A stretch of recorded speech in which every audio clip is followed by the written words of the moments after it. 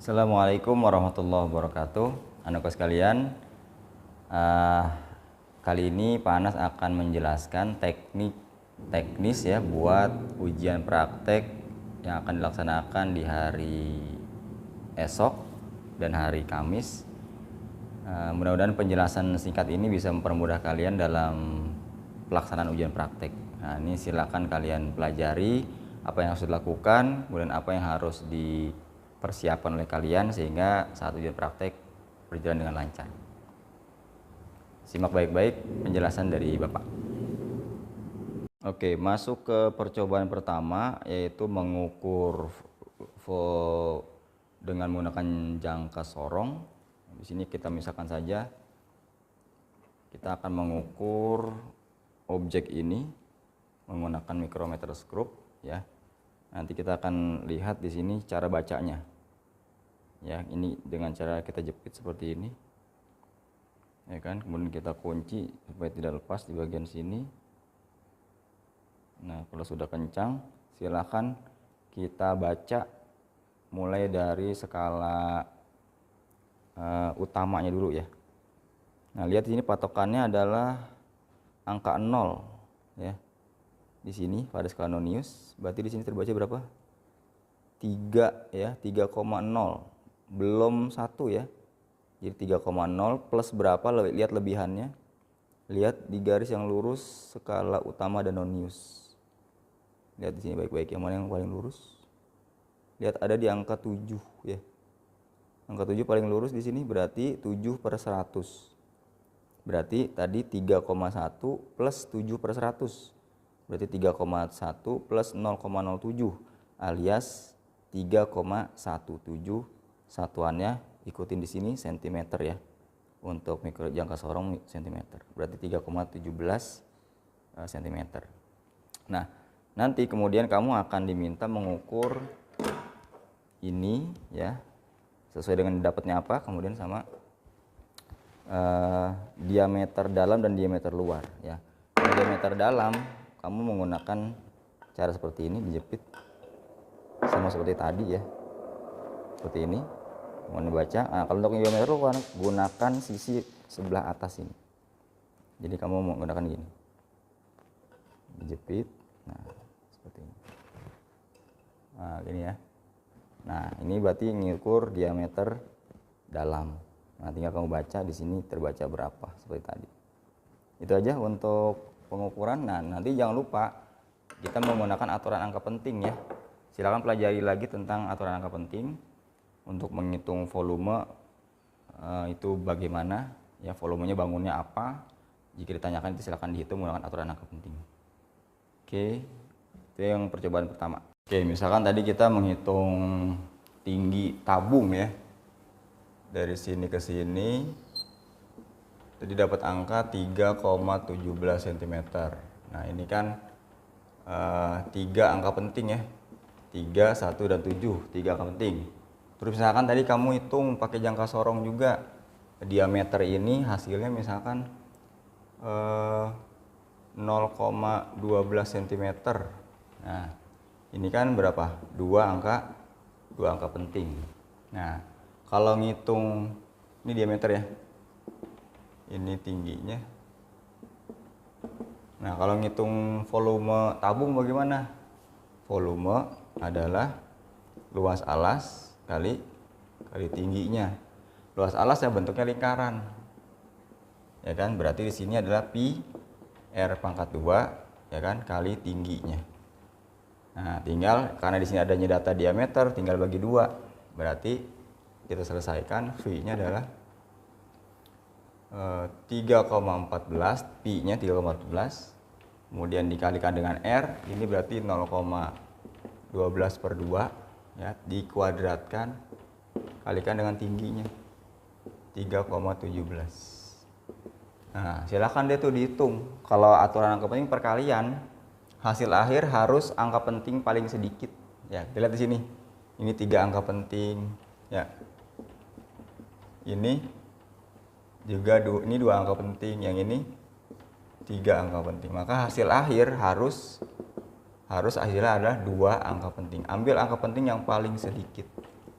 Nah, silakan besok kamu gunakan kalkulator untuk memudahkan dalam proses penghitungan. Ya, untuk mempercepat ya, dia nggak lama. Seperti itu, mudah-mudahan bisa dipahami. Oke, untuk percobaan kedua ya, kalau kamu nanti dapatnya adalah pegas, hukum hook ya, kamu akan disiapkan alat seperti ini ya, statif, pegas, penggaris dan juga beban. Nah, nanti kamu rancang dia. Pertama kamu pasang dulu mistarnya. Ya, mistarnya kamu pastikan ada di sini. Ya, pastikan dia lurus posisinya ya. Lurus seperti ini, ya kan? Kemudian kamu lihat posisi patokannya di sini sebelum dia diberikan beban. Nah, ditandain nih posisi awalnya berapa. Baru nanti kamu kasih dia beban. Ya kan? Bebannya kamu hitung dulu nih pakai neraca, ya kamu timbang berapa sih dia bebannya. Kemudian masukkan ke sini, pasang, sehingga nanti akan ada pertambahan panjang pegas seperti ini. Nah, kamu hitung jadi berapa tuh panjang pegasnya. Yang tadinya sebelum ada belum ada beban segini kan awalnya, setelah dikasih beban jadi segini, berarti delta X-nya ketahuan. Nah, itu yang kamu nanti cari, hitung berapa nilai konstanta pegas itu berapa. Nah, nanti data ini bebannya kamu variasikan. Ya. Variasikan, ini kan ada banyak ya. Nah, kamu variasikan nanti minimal 3 data beban dan menghasilkan 3 data pertambahan panjang. Nanti kamu bisa hitung berapa K-nya. Oke, lebih jelasnya kita coba simak di penjelasan berikut. Oke, untuk gambaran umum untuk yang hukum hook, ya tadi kamu disuruh mengukur ini dulu ya, patokannya di posisi X sama dengan nolnya berapa sih, posisi di mana gitu kan pegasnya. Kemudian kamu kasih beban ya M1 di sini nih. Nah, dia akan mulur bertambah panjang, di sini namanya, di sini disebut dengan delta X, pertambahan panjang dari akibat massa 1. Berapa delta X-nya? Ya kan? M-nya berapa? Hitung tuh pakai neraca. Nanti udah ambil data lagi. Kasih beban lagi yang lebih berat, ya kan? Sehingga dia nanti begini. Ini M2. Di sini posisinya adalah delta X2. Sampai 3 minimal. Nah, baru nanti kamu hitung nilai F itu adalah K delta X. Ini hukum hook ya. Berarti untuk menghitung nilai K itu adalah F per delta X. Nah, F itu adalah massa kali gravitasi. Ya kan, massanya berapa? Itu pakai neraca. Ya kan, massanya kalikan gravitasinya. Pakainya 9,8 ya, karena kita real pakai 9,8 nilai G-nya. Delta X-nya masukin. Di sini delta X. Nah, dapatlah nilai K-nya berapa. Ya, satuannya adalah Newton per meter. Betul ini sama, ini K1, ini K antar K2. Ya, K dapat K2 berarti M2, ini M1 ya. M2 kali G dibagi dengan delta X2, ini delta X1. Dapatlah nilainya sekian Newton per meter. Nah, kamu rata-ratain hasil semuanya, ketemulah nilai konstanta pegas yang kita cari. Mudah-mudahan bisa dipahami. Nah, sekarang yang percobaan 3 ya, tentang alat optik. Kamu sudah disiapkan ini ya, nanti ada mistar apa untuk mengukur jarak di sana. Nah, kamu sudah disiapkan 2 lensa yang akan kamu ukur jarak fokusnya. Ya kan? Nanti di sini kamu suruh mencari ya kan S dan S aksennya. Nah, misalkan di sini ada lensa pertama, kamu kondisikan, posisikan dia terbentuk bayangan di layar ya, seperti ini. Nah, ini bendanya itu adalah lampu, jadi lampu sebagai benda, kemudian masuk ke lensa, kemudian dibiaskan ke layar. Nah, di sini tugas kamu adalah mencari atau mengkondisikan dulu agar bayangan yang terbentuk di kertas atau di layar itu jelas ya, seperti ini.